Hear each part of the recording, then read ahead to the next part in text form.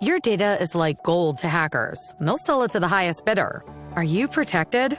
McAfee helps shield you, blocking suspicious texts, malicious emails, and fraudulent websites. McAfee Secure VPN lets you browse safely, and its AI-powered text scam detector spots threats instantly. You'll also get up to $2 million of award-winning antivirus and identity theft protection, all for just $39.99 for your first year. Visit McAfee.com. Cancel anytime. Terms apply.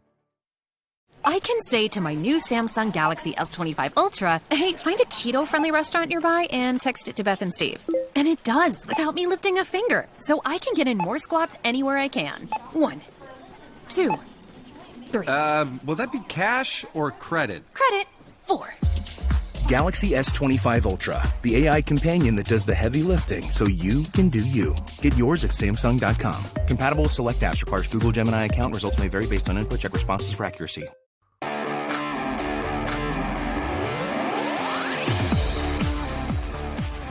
Hey, Eagles fans, this is Chris Franklin from NJ Advanced Media, and welcome to the No-Huddle Show podcast, the show where we discuss all things related to the Philadelphia Eagles. Before we begin, I want to remind you that you can read our content on NJ.com/Eagles, and be sure to bookmark it to get the latest Eagles news and analysis. I also want to mention that this podcast is brought to you by Penco Tech. With 2 convenient campuses in Blackwood, New Jersey and Bristol, Pennsylvania, Penco Tech has provided comprehensive hands-on career training for more than 50 years. Featuring programs in HVAC, electrical, plumbing, automotive technology, and more. With dedicated instructors and career placement assistants, Penco Tech can give you the skills and confidence to build a brighter future. Financial aid is available to those who qualify. Learn more and take the first step today at pencotech.edu. Well, the break was short for the Eagles, something that usually happens when you play in the Super Bowl. The coaching staff and front office are now in Indianapolis for the scouting combine. We'll get to that more later as well as Howie Roseman and Nick Sirianni and what they had to say during their availabilities. Before we do that, let's bring in Bob Brookover and Cayden Steele. Guys, how are you doing today? Hey, Chris. It's another week. Scouting combine's underway. Here we go, the offseason. The season that is not the season, but the season never ends, or something like that. or it sort of reminds me almost like I'm going to date myself here because I was younger in this, but like Lamb Chops play along and it said, "This is a season that never ends. This season goes on and on, my friend." Stuff like that. If you get the reference, sounds like a fight song. Yeah, it feels like that was Rowan University's fight song. Oh goodness, Cayden, how you doing, man? Doing good. I'm excited for this part of the year. I mean, I do like to draft in free agency in terms of the moves, but the next 2 weeks will be interesting because I feel like this is the time of the year. I think we've talked about it before, Chris. The rumor mill really begins this week with agents going down to the combine. You're going to hear stuff, all out there, and then over the next few weeks, just to hear some of this stuff that's being circulated will be interesting to watch. At least whether it's true or not, we don't know, but it'll be fun to watch. Yeah, it very well true, and it's almost like we mentioned before. The Eagles will be interested in almost nearly every player. We'll get to that in a second. If anybody watched the Hard Knocks offseason last year with the Giants, you'll see like the most mundane of conversations could be something big brewing with teams trying to trade up and they're throwing stuff out there. Almost like if you're at a bar and you're just talking with your friends, would you trade such and such for such and such and what have you? So yeah, it happens a lot. But it's time to get into this right now. As previously mentioned, General Manager Howie Roseman spoke at the podium during the combine on Tuesday. He was asked about the possibility of linebacker Zack Baun returning, and Baun is eligible to become a free agent. Here's what he had to say about it. Everything really is player dependent. When we talk about situations, it depends on the quality of play of the player, the person that we're talking about. And so you don't want to make any exceptions. Obviously, you have to have a vision of how you want your team to look. In the salary cap era, you have a certain number of resources that you can allocate, whether it's money or draft picks. And so whenever you do something, you're taking it from somewhere else. I mean, there's no way at the stage we are with our team that we can do something major without it coming from somewhere else. So we have to make all those decisions, but I think to kind of put us in a box and say, hey, we're not going to play. And I'm not saying that you're saying that we're not going to pay because historically we haven't done that. I mean, part of what we do is evolve and look at things and see how things are affecting our team, how things are affecting the league, and seeing our place in that. And that sound was courtesy of the Eagles. Now, guys, after hearing this, what are the chances that you believe that Baun will be re-signed and be on the Eagles roster next season? I think they're very good, to tell the truth. I don't know how much to believe. The numbers out there from Spot Rack is 2 and 19.2. I think he's going to get more than that. But I listened to Howie there talking about this. I think the Eagles really think of Zack Baun as one of those special players. And how could you not after watching what he just did? He's at an age where he's still got some tread left on the tire, maybe more than we think, because he really hasn't been a guy who's played a ton of snaps in his career, because he really never had a position in New Orleans, so he wasn't on the field a ton when he was with the Saints. And the other big thing to me here is, so all right, you need linebacker. There's a couple big things here. You don't know when Nakobe's coming back. You also, the guy who replaced Nakobe, also a free agent, in Oren Burks. A guy I'm sure they'd love to have back too. And wouldn't be shocked if he was plan B if they couldn't keep Zack Baun. But you know who Zack Baun is. You know what he was as a leader, what he meant to your team, what he was able to do in Vic Fangio's defense. And yeah, did he benefit from the presence of people like Jalen Carter and Milton Williams as guys who keep off a big offensive lineman from getting to the second level and getting to linebackers? Yeah, sure he did, and anybody would. But the Eagles know that he benefited from it and became a playmaker off that. And I just think, given that they don't know where Nakobe's going to be at, they do know who Zack Baun is. And, maybe the price isn't as high because Zack Baun has only done it for 1 year. I'd be surprised if Zack Baun, we referred all offseason to the big four free agents as has been the reference, and those guys being Milton Williams, Zack Baun, Josh Sweat, and who am I leaving out here? Becton, Baun, Sweat. Mekhi Becton, yeah. Mekhi Becton. We referred all four, and I don't think they are going to be able to keep all four, but I would guess that Becton is going. That Baun is going to be one of the ones that they are able to. Yeah, what are you thinking, Cayden? It's tough to disagree with Bob. When you look at it, he was one of the most vital players, not only on defense but on the team this year. And Howie Roseman bringing up, they have to evolve and they have to change, and I think they will. I think they're going to bring back Zack Baun. I'm not sure about the other three players. I think there's a scenario where he's the only guy of the four that they bring back. But you saw how important he was to this defense. And it's not the same decision that they made with TJ Edwards and Kaiser White after the 2023 season. Although those guys were style linebackers, they weren't the playmaker that Zack Baun was. And I think that's the biggest thing. It's not just the tackles, but it's the forced fumbles, the interceptions, getting pressure after the quarterback, the versatility, all of it, and the leadership aspects. It's an important thing. It seems like his teammates loved him. I think Bob makes a good point about the injury to Nakobe Dean.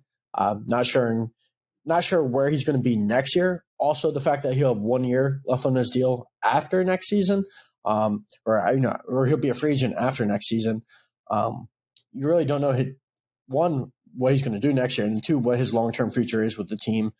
There's no guarantee you can get back Oren Burks, and there's no guarantee if you do bring him back, and if you think maybe he's the guy that can step up for Zack Baun, or if you let him go, there's no guarantee he's going to play the way he did in the playoffs. There's a short sample size. He did well, but overall, he's been, a replaceable level starter in the NFL, and I think Zack Baun showed you last year that he has a chance to be elite. And I know he's 29, but we've seen linebackers play pretty well until their mid-30s. You think of Demario Davis, who was a more well-known player when he broke out with the Saints than Zack Baun was, but he wasn't some big-time player with the Jets. Broke out later in his career and has had extended success. You see Levante David with the Buccaneers.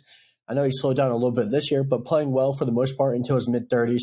So that's a position where I feel like players can play well until they're 33, 34, 35. And I think it's worth re-signing Zack Baun to a long-term extension because he's one of your most important players, and who cares about positional value when he has that effect? And you guys brought up some good points, and to compound and to add to those as well. When you look at the overall off the ball market via free agency, there's not that much there where you can say, like, you know what, you feel comfortable with. Baun's probably the best one that's on that. He is the best player that is on that's going to be available. So you look at that, you know, you need somebody on that second level to take advantage of that defensive line and the space they allow those linebackers to roam around. You guys mentioned Nakobe Dean. I talked to a scout a couple seasons ago, but right back when Nakobe was about ready to enter about to be drafted. And the biggest concern was they were worried about his injury history. And somebody flat out said that he was a one contract type guy. I don't foresee him being a one contract type guy. I think could stay a few years longer than that, but there are concerns in terms of injury. And you're right. You need somebody that's steadying force that's there in the middle who can wear that green dot, who can still call the defense if that's it when needed, but also who can flow to the sideline back and forth as well too. And then you're also looking at who can you get to replace him. If you're looking for somebody of that type of caliber, the only one that comes to mind right now to me is Jermaine Pratt from the Bengals, and he requested a trade, but we're also talking about using more draft asset and looking to try to use that to try to backfill his team. And it could be tough. And, you know, there's going to be asking a lot, and he's a young guy, and the Bengals are not going to want to part with him, especially with a team, even though it's out of a conference, a team they feel that they could be competing with for a Super Bowl again in a couple of years if they turn around that defense. So there's a lot at stake here for the Eagles. There's a lot on the table here. 13-14 as it goes against the mold, but as you heard, Howie, we saw with Saquon Barkley as well too. They've been willing to go in a different direction and break those traditional molds. So that's something that's to watch for. And speaking of trades, it's been coming out a little bit more. First, Jeremy Fowler of ESPN said he expects the Eagles to be aggressive in trying to obtain Cleveland Browns defensive end Myles Garrett, saying that they'd be even offer a package that would be tough to refuse, especially if, of all teams, the Washington Commanders were to enter the fray and try to trade for him. Now, we look at this and thinking, okay, it's Myles Garrett. The Browns have been steadfast against it. Here's what Howie had to say at the Combine about him. I'm not going to talk about anyone under contract with another team. I think that, one thing that I can promise our fans is that there will not be a player that's available that we won't study, that we won't look at and see if it can help the team. Sometimes those opportunities work and you're able to do that, and sometimes they don't. Now, Garrett does have, I believe, a year remaining on his deal after he gets traded, so you would have to sign him to extension because it makes no sense giving up all those assets to try to acquire him. I'll ask you guys this first. Do you think that if Garrett is available, he'll become an Eagle?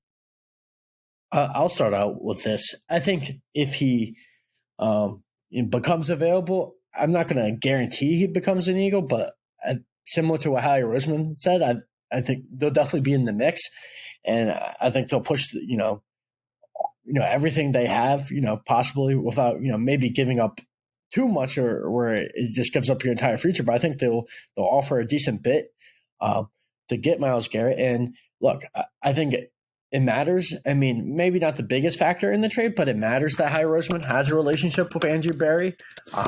They've obviously worked together in the Eagles front office. They might have a feel for what type of deal they want. That could go a long way as well. And on top of the Eagles, they're a championship, contender. I mean, this is a window that they have, so I think they'll be willing to give up a decent bit to get Myles Garrett, and they probably should if he does become available. Because if you look at it, as good as Jalen Carter is, and as good as Zack Baun is, if he comes back, and those two guys would automatically become your second and third best defenders once you acquire a player like Myles Garrett, who's consistently dominant. I think he would make an elite defense even better. I mean, two back-to-back, 14 sack seasons. They don't have a player like this on the defense. 4-time first-team All-Pro, an NFL Defensive Player of the Year. I think they would be all in if he becomes available, and I wouldn't be surprised if he does become an Eagle. But Chris, you did mention the Commanders. Jonathan Allen's on the trade market now, so obviously they're trying to clear some cap space to make a splash move, whether that's for Garrett or someone else. They have more money than the Eagles. They're third in cap space right now. And Garrett's going to need a long-term extension, so they might have a little more to work with. But I wouldn't be surprised if the Eagles end up landing Myles Garrett. Kind of funny too. They got an extra pick in terms of that Cooper DeJean thing. So if they trade that to the Browns in order to try to get packaged, that'll be kind of go full circle. And I say this in jest. The Eagles do have another Barry in their front office, Adam Barry, Andrew's brother, who's the vice president of football operations and strategy. I wonder if there's a little ribbing going on with him, going like how he's joking. I'm joking with this thing. How he's just going to Adam Barry going, hey, you should text your brother to see what he wants. You're going backdoor, almost like backdoor, like Cold War challenge trying to get him. So that's going to be interesting to watch. What do you think, Bob? Well, I think this makes for interesting talk. It's the hot stove, they call it in baseball. I don't know what they call it in football. Drama. Pigskin cooking. I don't know. Whatever. And especially, it's especially interesting because for so long, there was so much incompetence in the rest of the division, but there seems to be a real competence in the way the Commanders are being run now. And the fact that, as Cayden just pointed out, they have that number 3 pick from the Eagles that they got as part of the Cooper DeJean deal that they could use. One of the challenges here in the Eagles trying to cut a deal like that. I mean, it might be a bigger celebration if the Eagles got Myles Garrett than even there was for Saquon Barkley in the offseason. Obviously, that was via free agency. But, one of the challenges the Eagles have is that they have the 32nd pick. The Commanders have better picks. They have more cap room. The problem with being a really good team is you always have low draft picks when you try to make these kind of deals. There have been times where the Eagles have had where Howie's made deals and it allowed them to move up to get A.J. Brown, for instance, in 2022. But they don't have any of those right now, those kind of picks right now to maneuver with. So if you're asking me, are the Eagles going to get Myles Garrett? I would say it's a very, very long shot. I don't care how many berries are in how many bushes and front offices. I don't see it happening. I wouldn't be shocked if at the end of all this that Myles Garrett ends up remaining right with the Browns, because so many times these things come up in February, March, April, and then we get to the start of the season, and those types of guys are right where they start. I wouldn't trade Myles Garrett. I don't care how. I'd be talking to him every day saying, Myles, we're going to do this. We're going to do this. I promise you're going to be happy. Now, maybe it won't be in the end because they are the Cleveland Browns and they seem doomed to failure. But that would be what I'd be doing if I was the general manager of the Browns. And that's got to be tough for Garrett if you're his spot, especially with the more smoke coming out that the Browns might be interested in a quarterback and taking him in this draft. You're like, here we go again with this stuff. You're defensive player of the year, and you got to worry about the offense, which it's got to be crazy on his aspect. But I'm going to ask you guys this. I'm going to put you in, since we're going to play into the hot stove, the football hot stove, whatever you want to call it, like we were talking about earlier. What would you guys be willing to give up trade-wise, asset-wise, in order to get Myles Garrett? A decent amount. 2 firsts, I would be a little hesitant on. But a first and a second, a first year and a second next year, and maybe some additional capital. It's going to take a lot to get him, and I think he's worth it. You look at the first-round pick that they have this year. We'll talk about it a little bit later, but this defensive line class is very deep. There's a lot of good players, but you're not going to find a player at 32 that is of Myles Garrett's caliber, or at least you don't think you would be able to. And then at the end of next year's second round, who knows who's going to be there? Maybe that pick's a little more valuable because you don't know how high that pick will be or how late. But I mean, there's no guarantees in the NFL draft, and if you can get one of the best defensive players in the NFL and one of the best players overall, I think you do it. I just don't know about giving up 2 firsts, but a first and a second, I think I'd pretty easily part with. Yeah, personally, I'd rather them bring back Josh Sweat, who they know fits in well with their team. Was willing to take a pay cut last year, just helped you win a Super Bowl. I'm not saying I'd rather have Josh Sweat than Myles Garrett, but I'd rather have Josh Sweat signed as a free agent, not giving up any draft pick assets. I did a thing today just looking at the Eagles roster and just how dependent that team that just won the Super Bowl was on guys that were drafted after they won their last Super Bowl from 2018 on, and how well Howie has used the draft and learned to use the draft to build a roster. And knowing that, I don't want to be in a hurry to give up picks. I mean, yeah, Myles Garrett's a great player, but to me, one of the greatest things about the 2024 Eagles was their roster depth. It was overwhelming and so much better than any team in the NFL. When you look at how deep they were at every position and how they were able to handle things. And that was also true of the 2017 team. But Howie made reference to this today as he looks at this team. There are more guys in the 26 to 28 range from this Super Bowl championship team than there were in 2017. They really had to, kind of do a quick rebuild after that draft. Now, there were some quarterback things obviously involved there too, but with Carson Wentz. But I'm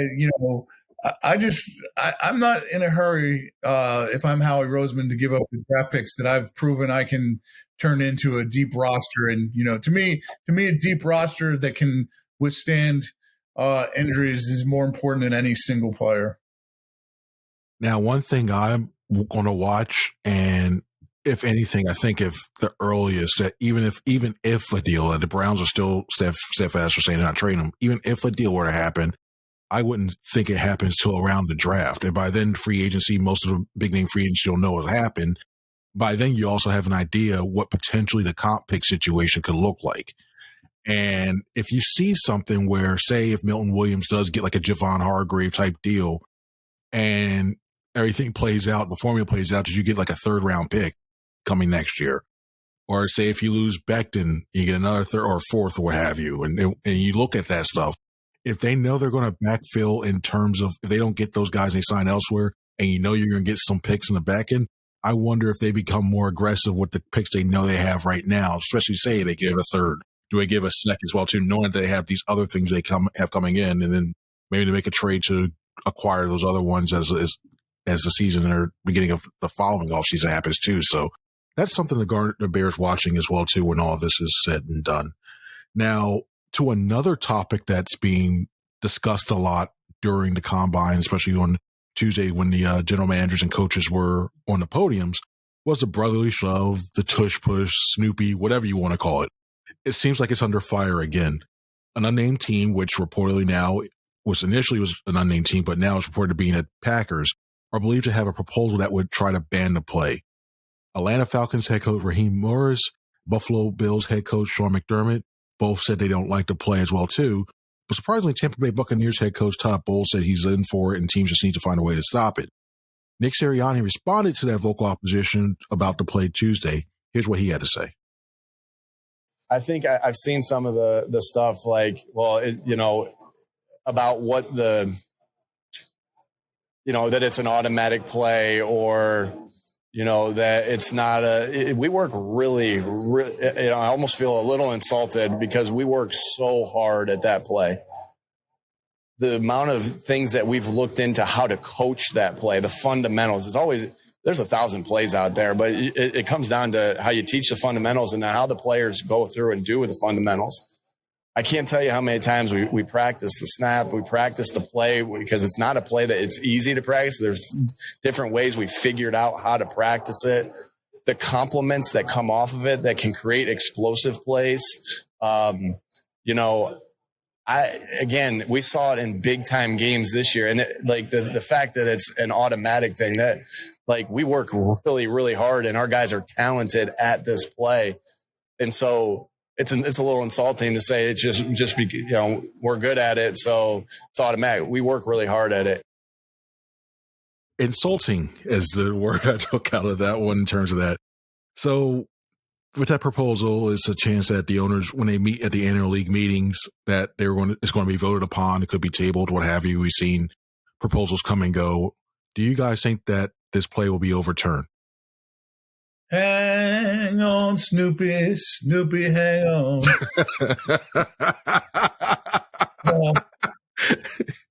I think they will still be pushing the tushes when the 2025 season commences.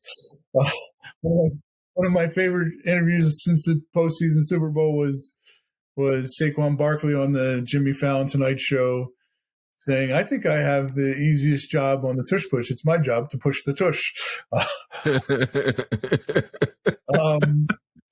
So who would have ever thought 3 years later we'd still be having such intense conversations about pushing men's tushes in order to try to matriculate the ball 1 yard.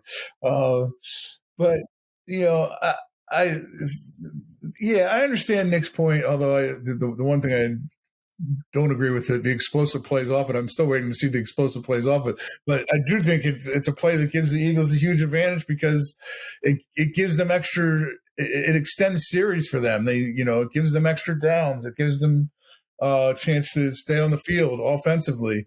It does. If the Packers are in fact the team, although their GM tried to seem to roll it back a little bit, but if the Packers are the team, complaining about it, that really does sound like sour grapes. They were beaten twice by the Eagles this year. The other thing I think about the play is the reason it works for the Eagles, and I think it would still even work if Saquon and Grant Calcaterra and Dallas Goedert were no longer to be tush pushers, is that it would still work because the Eagles just have a better their offensive line is better than your offensive line, and their quarterback is stronger than your quarterback. So they're going to be able to pick up that 1 yard when they need it. But Nick's points about how the Eagles have practiced it and they've made it work for them. That's absolutely true. You're all invited to do it. I definitely think the talk about injuries. I can't remember a whole bunch of times guys coming off the field injured. Now the only fear of injuries is doing what the Commanders did in the NFC Championship when they start jumping over the top. And they weren't the only team to do it. I forget who the other guy to do it was during the season, but somebody else, as I recall. You worry about injuries that way. Guys getting frustrated because they can't stop it and doing something stupid to hurt somebody. But as far as the play itself resulting in a lot of injuries, you know what?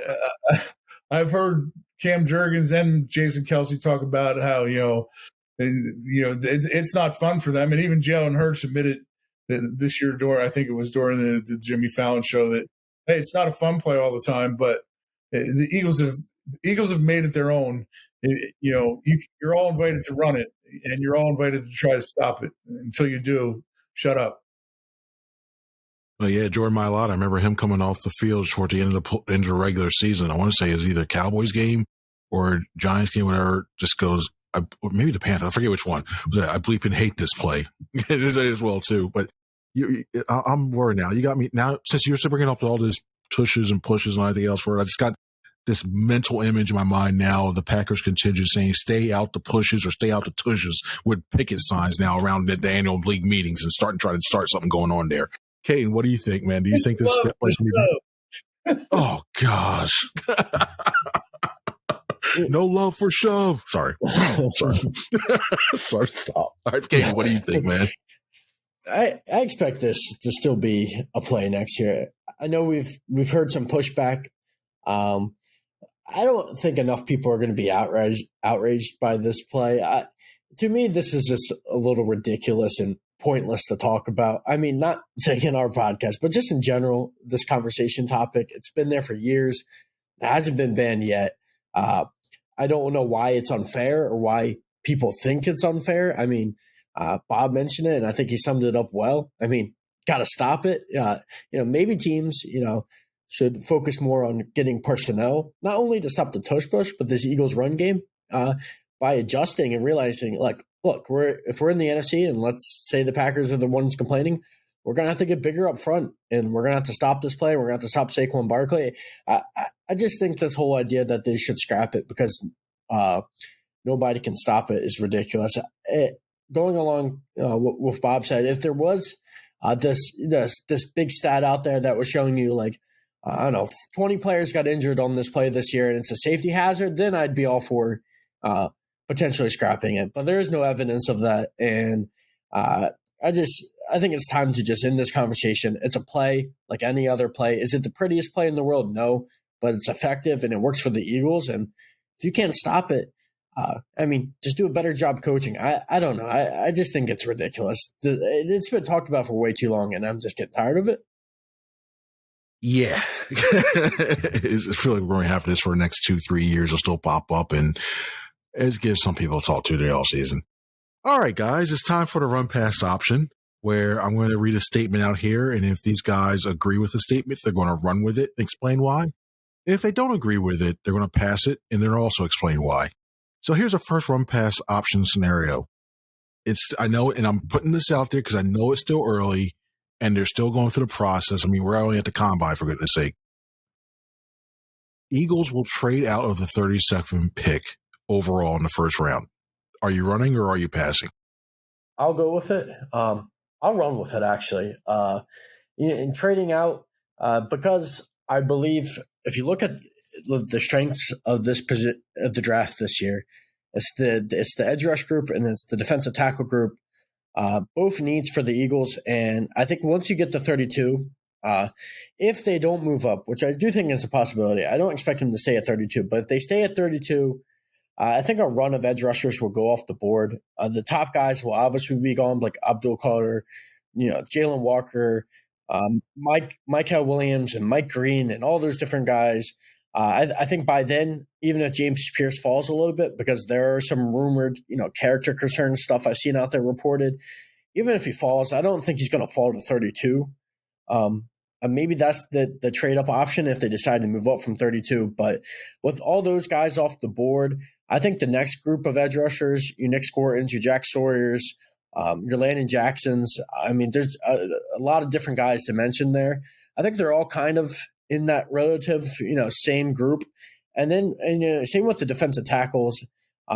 Once you get past, Walter Nolan, Mason Graham, who'll probably be off, and Shamar Stewart, and Kenneth Grant, you'll have guys like Derek Harmon and Omar Norman Lott and Darius Alexander and TJ Sanders. Like, all those guys are very good players, and that's why this class is so deep. But I think they're all kind of gridded out similar, probably all like late first, early second round type players. And if you move back a few picks, you could probably get some of those guys still. And I think Howie will see that. The fact that it's a deep group, he could add some more picks. And the thing that he talked about today was they're going to really have to build with young players going forward, because they have a ton of players on big-time contracts. So the best way to do that is acquire more picks and add more players and take more shots at different positions with young players. So I think trading out might be the best scenario. And I just don't know if at 32, if there's going to be a player there that's really worth drafting when you can get a guy who probably has a similar grade, 4 or 5 picks later. What are you doing, Bob? Yeah, I'm probably trading out too. It's great history. The last time they picked 32nd was in 2018, and they traded out for, and the guy that was picked in that 32 spot has been a 2-time MVP and nearly a 3rd time this year. And most general managers would get killed for doing that, but oddly, it worked for Howie because Jalen Hurts became a very good quarterback. He got Dallas Goedert out of that draft and got extra picks. Think about, though. It is weird to think about what would the Eagles look like if they had Lamar Jackson at quarterback since the 2018 season. Would they have won Super Bowls? It's a really fun exercise to do. But to get back to your question, I'm in agreement with Cayden here that they got 7 picks right now. Howie has had drafts where he's only taken 5 guys, but he really likes to make trades, as we saw last year when he made I think he made 8 trades to have 9 picks, and I think restocking with some younger players would really be a helpful thing. The last time he made 5 picks was in 2022, so it was after a Super Bowl appearance. He didn't have a whole lot of picks. It was a great draft for them. They got Jordan Davis, Cam Jurgens, Nakobe Dean, and Grant Calcaterra. I mean, to have those before your 5 guys, Kieran Johnson's the only one that didn't make it. And then to go back to that, the last time he had 5 picks before that was not a particularly good draft. Andre Dillard, number 1, and Miles Sanders, you could say that was a good pick. It was a good pick. But after that, J.J. Arcega-Whiteside, not so much. But I think he's going to opt for getting more picks in this draft and try to add some depth to this roster through the draft. I'd be surprised if he didn't. All right, cool. And one more here with Kellen Moore now at the Saints. He will try to acquire either Kenny Pickett or Tanner McKee to help teach and run the offense. Are you running or are you passing? I'll start with this one.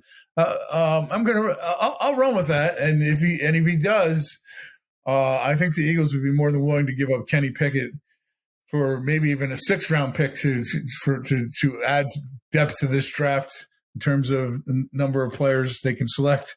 I think that Howie would jump at that position, especially the way Tanner McKee played in his short sample sizes, the start against the Giants last game of the season, and his brilliant 4-pass performance the week before against the Cowboys, the greatest 4-pass performance in history of the NFL. I think that he would be confident. And, in that scenario too, I could also see the Eagles using one of those late-round picks to maybe take a quarterback because, Howie loves to draft quarterbacks. If I don't know how much Kellen feels like that's a need to do, but if he does, I think Kenny Pickett would be the guy the Eagles would be more than likely to trade, and I think Howie would be more than willing to do it. This one is a tough one. I feel like Kellen Moore might be intrigued by having someone in there to run his system, which would be an important thing. But I just don't know if they're going to part with Kenny Pickett or Tanner McKee. I think they might, but I just don't know if it's going to be to the Saints. In this scenario, I feel like Tanner McKee would probably be the Saints' best option, maybe the guy that Kellen Moore would want the most. And going off Bob's point, I think the Eagles would rather get rid of Kenny Pickett, the older guy. I think they got a little more invested in Tanner McKee. We saw how Tanner McKee played at the end of last year. I don't know. The Saints quarterback room is interesting because who knows what they're going to do with Derek Carr. Another reason I say I'll probably pass with it, they already have a young guy in that room in Spencer Rattler, who they drafted a 5th-round pick, and I know it's a new head coach, but Mickey Loomis is still the GM. I don't think the Saints are going to trade for either one of them. Oh, now we've come to the final segment of the show. We thank you guys for listening on this one. It's a 2-minute drill where I'll ask each of these guys a question, and they'll have 2 minutes to answer. To see if they don't finish it, they'll hear their whistle. Time is up. And I got nothing this week. So their whistle and the time is up. So Bob, I'll go to you for this first one. For this one here. Who is a prospect or position group that you are interested in watching during the combine that would fit an Eagles need? Your time starts now. Well, having already confessed that I'm not a huge fan of the combine or the draft, and especially watching players work out, I want to see the goal of getting to the goal line, which is why I love the tush push so much. But the position group, the two position groups I'm most interested in seeing how the Eagles evaluate are defensive tackle and edge rusher. That's just because, you're talking about possibly losing Milton Williams and Josh Sweat. As you pointed out, Chris, I think Nolan Smith's dealing with his torn tricep that didn't keep him from partying in that Super Bowl winning locker room. He was still full go. It didn't seem to impact his ability to celebrate whatsoever, which is a good thing. But there, as Cayden pointed out, this is a deep draft, according to the people who know about deep drafts, who I bet can be wrong a lot. They, along the defensive line, you can just look at, do a Pro Football Focus simulation, which my friend Chris Franklin refuses to do. It feels like it's a cheap way to do a mock draft. I feel like it's the only way to do it. But you do one of them and you get to 32nd on the board, and you got Darius Alexander from Toledo. Hey, did the Eagles get anybody good from Toledo last year? I don't remember. You got him ranked 31st. TJ Sanders from South Carolina, 37th. Talik Williams from Ohio State, 38th. Shamar Turner from Texas A&M, 43rd. Alfred Collins from Texas, 47th. And even Joshua Farmer, Florida State. These are all interior defensive guys. He's at 63. So I went over. I never go over. You went over, and we have two fouls on the play that the decision will be that one too. Overtime limit, offense by Brookover. That penalty is declined. Throwing Chris Franklin on the bus for not wanting to do a draft simulation. That's 15-second penalty, and I don't know what else for it. Replay the down. No, I was kidding. No. That was close. But my other points is I'm in overtime. Like there's 35 to 40 feet, 35 to 55 are all edge rushers. There's like 7 of them in there. So you can get those guys like Cayden said. Anyway, I'm just ignoring your 2-minute drill today. Yeah. Delay a show offense number 35. I was kidding. A 4-minute warning.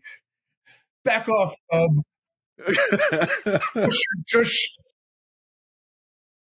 I feel like that Key and Peele thing. I'm watching every time you bring it up when they're doing the celebration thing, and the referee is watching every time he did the pumps. I'm like, okay, here we go. Is he going to do another one? Whistle. No. Cayden, you are up. Is saying your 2 minutes will begin after I read this question. Who is a prospect or position group that you're interested in watching during the combine that would fit the Eagles' need? Your time starts now.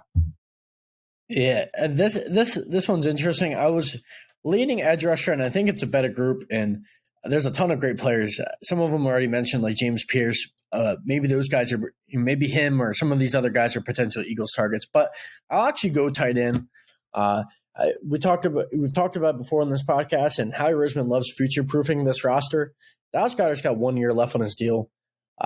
Who knows whether they're going to extend him or not, but if they don't, they're going to have to find someone in the future to replace him. It's a really strong tight end class. They talk about the D-line. They also talk about the running back, but people are mentioning this tight end class as a very deep group. Who knows? Maybe at pick 32, we talk about them trading out.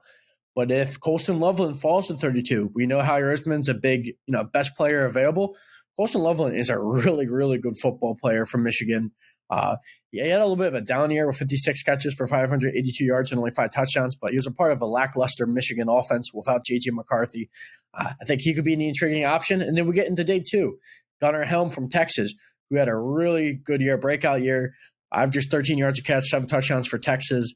Harold Fannin, who's not really your traditional tight end. He's only 6'4", 230. He might be more like an H-back, but one for over 1,500 yards.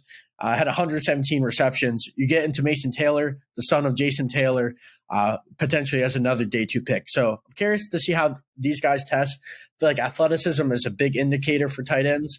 Got to be able to run. And I'm curious to see what these players do. And I think this is the year that they finally take a tight end like they did in 2018 when they took Goddard to replace Zach Ertz. I feel like it's more likely on day 2. But if Colston Loveland, maybe doesn't test as well, maybe that puts him in a position to fall to 32 instead of going in those early 20s or the teens. 8 seconds. I was hovering over the button. 8 seconds. You were within the time limit on terms of that.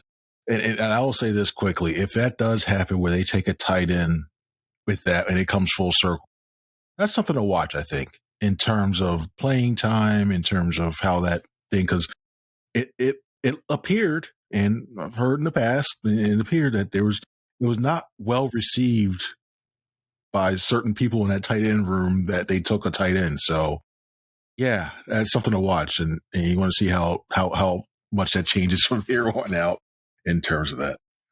Well, everybody, I mean, should we get into this real quick? There's some news came out that we're all recording this podcast, but Lou Nichols is on the active roster now. Any comments by anybody? Okay, thank you very much. Thank everybody for joining us for this show. I just want to remind you to read all of our stuff on NJ.com/Eagles. It will be on there as well, too. We also want to thank Penco Tech for helping sponsor this podcast. So for Bob Brookover and Cayden Steele, I'm Chris Franklin. Everybody have a good one. See ya.